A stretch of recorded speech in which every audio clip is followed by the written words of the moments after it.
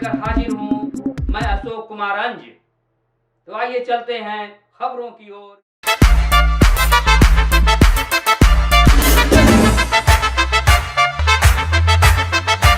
आज global live show के हथौड़ा मार ग्लोबल लाइव शो में हम लोग बात कर रहे हैं किलकारी के बड़े पदाधिकारी राजीव रंजन श्रीवास्तव जी से। तो आइए हम लोग मिलते हैं और बातचीत करते हैं कि किलकारी में नए वर्ष में क्या चल रहा है। तो आइए आपको हम लिए चलते हैं राजीव जी के पास से। और राजीव जी क्या चल रहा है इस बार गया जो किलकारी है इसमें नए साल में? सबसे पहले तो जितने भी दर्शक हैं उनको नए साल की बहुत बहुत शुभकामनाएं। और किलकारी बिहार बाल भवन ये मगध प्रमंडल का कार्यालय गया में है और यहीं से कुल 5 जो इसके ज़िले हैं गया, औरंगाबाद, अरवल, जहानाबाद और नवादा, इन चारों ज़िलों में जो बच्चों के लिए कार्य किए जा सकते हैं, पढ़ाई के अलावा उनके व्यक्तित्व को निखार के लिए जो भी कार्यक्रम किए जा सकते हैं उसकी चिंता यहीं से अब की जाएगी। और नए नए कार्यक्रमों की शुरुआत यहाँ से हम लोग करेंगे। उन ज़िलों तक पहुँच, उन ज़िलों के बच्चों तक पहुँच बनाने की कोशिश होगी। वैसे बच्चे जिनके अंदर कुछ भी प्रतिभा है उसको कैसे निखारा जा सके, कैसे मंची अवसर प्रदान किया जा सके, इसको लेकर नए नए प्लान बनेंगे और ये आगे बढ़ेगा। अब भी तत्काल एक नई चीज़ शुरू हुई है और वो ये है कि किलकारी की पहुँच बिहार के 38 ज़िलों तक हो जाए।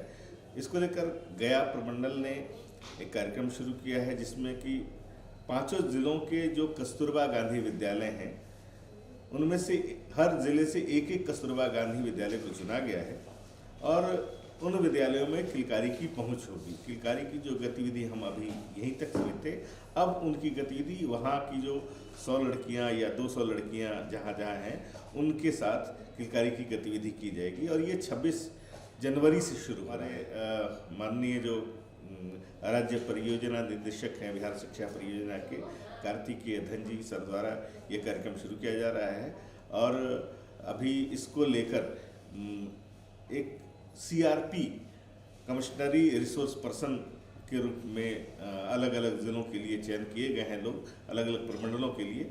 और ये लोग अलग अलग ज़िलों में जाकर जो कस्तूरबा हैं वहाँ के बच्चियों के साथ उनके लिए योजनाओं का निर्माण करेंगे और उन योजनाओं को लेकर कैसे किलकारी गतिविधि करती है उसके साथ शेयर करेंगे और कोशिश होगी कि वहाँ के बच्चों को फिर राष्ट्रीय स्तर पर या उसके ऊपर के मंचों पर अवसर मिले। इसको लेकर काम करने की योजना है। हम 18 जनवरी से पटना के बाल भवन में 29 लगभग कस्तूरबा गांधी विद्यालयों के जो वार्डन हैं उनके साथ और लगभग जितने भी अभी CRP जिनका चयन हुआ है इन सारे लोगों के साथ ट्रेनिंग करने जा रहे हैं 2 दिनों का। ये ट्रेनिंग अपने आप में बहुत महत्वपूर्ण होगा क्योंकि उनके लिए भी किलकारी को समझना और जो नए लोग हैं उनको कस्तूरबा को समझना, इन दोनों का एक तालमेल करके एक नए तरीके से कोशिश है कि इसको हम लेकर आगे बढ़ें। तो अभी शुरू करने जा रहे हैं हम लोग 18 तारीख से। ये तो बड़ी अजय पहल है, बहुत बड़ी अचीवमेंट की भी बात होगी। लेकिन मैं ये जानना चाहूँगा अभी जो नई पीढ़ी है, तो नई पीढ़ी के जो कलाकार हैं वो कितना कला और संस्कृति के प्रति जागरूक हैं, सजग हैं या इसमें अपना करियर बनाना चाहते हैं? अभी जो स्थिति है कि कुछ चीज़ें जो हैं बड़ी चमत्कृत करती है लोगों को, चमत्कृत करती हैं तो लोगों को लगता है कि रातों रात मेरा बच्चा टेलीविज़न पर आ जाए, छा जाए लोगों के बीच में, बहुत अच्छा तबला बजाने लगे, बहुत अच्छा गाना गाने लगे, बहुत अच्छा नृत्य कर, मतलब हर तरीके से लोगों को लगता है कि मेरा बच्चा। क्योंकि एक समय था कि इसको बड़ा पीछे की चीज़ मानी जाती थी, नाचना गाना बहुत ख़राब माना जाता था, लेकिन आज की तारीख में टेलीविज़न ने इसको एक स्थान दे दिया है तो उसका स्तर थोड़ा सा ऊपर हो गया है। लेकिन साथ में ये भी लोग चाहते हैं कि मेरा बेटा इंजीनियर भी हो जाए, डॉक्टर भी हो जाए। तो एक साथ कैसे सब चीज़ संभव है? किसी भी चीज़ के लिए साधना जरूरी है और एक दिन में साधना नहीं होता है कि एक दिन में आप चाहें कि अल्लाह रखा की तरह या बाकी लोगों की तरह आप एकदम आ गए और बजाना शुरू कर दिए, गाना शुरू कर दिए। आपको समय देना पड़ेगा अपने बच्चों को भी। साधना की जो साधना का जो रास्ता है उस रास्ते पर ले जाना पड़ेगा, तभी वो कुछ बच्चा कर सकेगा। जैसे किलकारी नाम है जैसा कि, तो किलकारी के लिए और आगे बढ़ाने के लिए यहाँ पे क्या गतिविधियाँ चलती है जो गया किलकारी है इसमें? किलकारी 2014 में हालांकि बिहार में 2008 में माननीय मुख्यमंत्री जी के दिशा निर्देश पर शुरू हुआ था, 2008 पटना में। उसके बाद से 14 में पहली बार प्रमंडलों में जब हम निकलना शुरू किए तो गया हमारे लिए पहला प्रमंडल था। और ऐसे ही करते करते आज 9 प्रमंडलों में किलकारी बिहार बाल भवन है।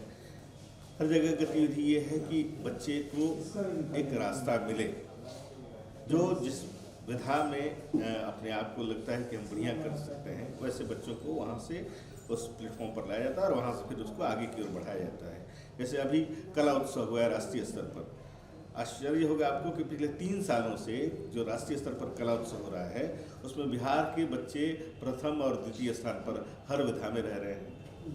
तो कहीं ना कहीं से किलकारी बच्चे को तलाशना, खोजना, उनको लेके चलना, और उसमें जो फर्स्ट सेकंड थर्ड आ रहे हैं वो बिहार के किलकारी बिहार बाल भवन के ही बच्चे हैं। अच्छा, मैं एक चीज़ जानना चाहूँगा, यूँ कहा जाए कि गया का जो किलकारी है वो कला के क्षेत्र में वरदान साबित हो रहा है। निश्चित रूप से वरदान साबित हो रहा है और होगा भी, क्योंकि यहाँ बहुत एक तो ऐतिहासिक रूप से बड़ी समृद्ध नगरी है ये। भगवान बुद्ध से, भगवान विष्णु से जुड़ी हुई एक जगह है, जहाँ फल्गु जैसी नदी बहती है, जहाँ ठुमरी का और कथक का मतलब कहिए कि ऐतिहासिक अपने आप में धरोहर है, संजोया हुआ है। तो इन सारी चीज़ों को कैसे लेकर हम आगे की ओर बढ़ें, हमको पड़ताल करनी होगी। टिकारी महाराज ने जिन चीज़ों को संजोया था, या यहाँ के जितने राजे महाराजे रहे जिन चीज़ों को संजोए थे, उनकी फिर पड़ताल करके कि कैसे हम इसको लेकर आगे बढ़ें। अब यही वो जगह है जहाँ अहिल्याबाई होलकर आती हैं 17वीं शताब्दी में, और पूरा का पूरा राजस्थान से पत्थरकट्टी के कुछ लोगों को लेकर यहाँ एक गांव ही बसा देती हैं, और वो लोग यहाँ आकर पत्थर से काट काट के एक बड़े मंदिर का निर्माण करते हैं जो ऐतिहासिक हो जाता है। तो साक्ष्य है हमारे पास। मैं एक चीज़ जानना चाहूँगा इस बीच में कि गया में सबसे बड़ा महोत्सव होने वाला है, बौद्ध महोत्सव। अभी तपोवन महोत्सव खत्म हुआ है, दशरमांझी महोत्सव खत्म हुआ है, तो इस बार आपका बौद्ध महोत्सव जो होने वाला है उसमें क्या तैयारियां चल रही है, क्या कलकारी की खास रहेगा उसमें? किलकारी इस बार बौद्ध महोत्सव में क्या करने जा रही खास? और बिहार के जो लोक नृत्य है, हाँ, लोक नृत्य, फोक डांस ऑफ बिहार, इसी नाम से एक कार्यक्रम है जिसमें बिहार के जो कुछ प्रमुख लोक नृत्य हैं, लोकगीत हैं, इनको समेकित करते हुए एक कार्यक्रम मंच पर है। इसके अलावा भी हमारे जो प्रशिक्षक हैं उसमें से कुछ बाल प्रशिक्षक हैं, कुछ बड़े हैं, तो 7-8 प्रशिक्षक को भी अलग से अवसर मिला है इस कार्यक्रम। अच्छा, मैं ये जानना चाहूँगा इस बीच में कि महिला और पुरुष कितने प्रशिक्षक यहाँ पे हैं? लगभग 16-17 के लगभग में हैं लोग, अलग अलग विधाओं में। अच्छा। खेल से लेकर अलग अलग विधाओं के, अलग अलग विधाओं में प्रशिक्षक यहाँ पे हैं। जी बताया जाए।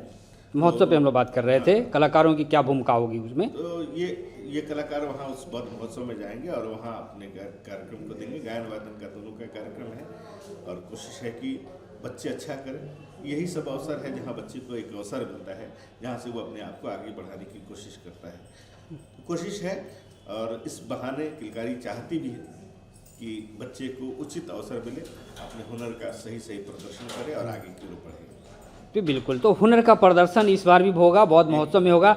लेकिन आपकी नज़रिया क्या है बौद्ध महोत्सव पे? अभी बौद्ध महोत्सव की बहुत बड़ा आयोजन है जी, और ये हमारा जो यहाँ कार्यकाल है मुश्किल से 1-1.25 महीने का है, तो चीज़ों को समझने में भी अभी हमको समय लग रहा है। बिल्कुल, लेकिन आने वाले वर्षों में चीज़ें नई दिखेंगी, बिल्कुल नई दिखेंगी। किलकारी एक अलग तेवर में, एक नए स्वरूप में दिखने की कोशिश हो।